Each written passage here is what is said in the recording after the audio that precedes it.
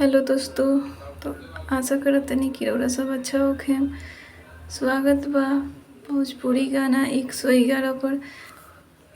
तो आज हम गावे जातनी चुनरी बुझाला बदरिया, गाना जौन पवन सिंह के है। पवन सिंह के फिल्म में गायल गईल बा गाना। तो अभी तक चैनल के सब्सक्राइब नहीं कइले तो प्लीज़ सब्सक्राइब करी, बेल आइकन के दबावल मत भूली। वीडियो अच्छा लगी तो लाइक कमेंट शेयर जरूर करें, दोस्तन के पास ज़्यादा से ज़्यादा शेयर करी। तो चलिए स्टार्ट कर तनी, गाना बनल रही हमारा साथ।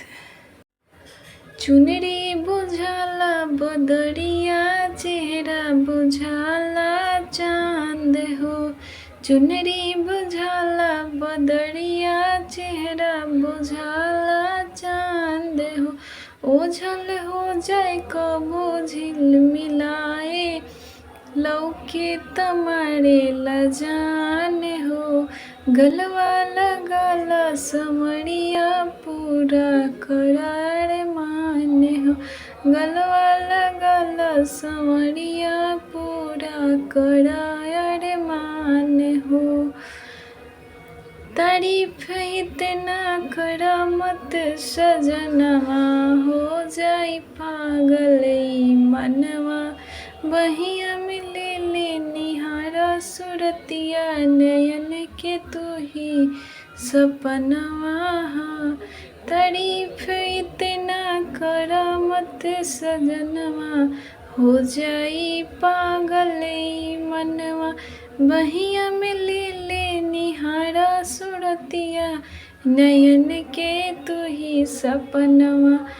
प्रेम के डगरिया तोहरे नैन से झलके, पियासल मन के जहान हो। गलवा लगाला सवरिया, पूरा करा अरमान हो। गलवा लगाला सवरिया, पूरा करा अरमान हो।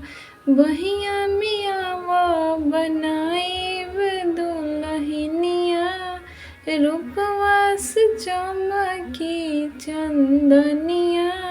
सुखवा सजाइब संवारम सपनवा, शोभी सनेहिया के दुनिया।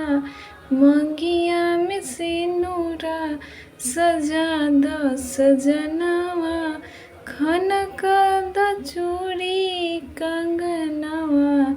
ना कतही लागेला बिन तोहरे मनवा, जब से लड़ल बा नैनवा।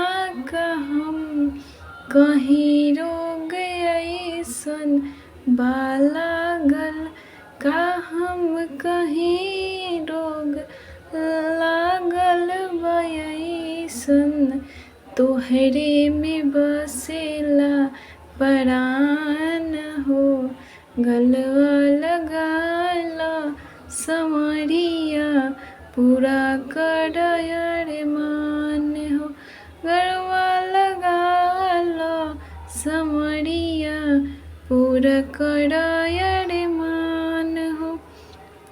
तो ई रहला दोस्तों सॉन्ग चुनरी बुझाला बदरिया।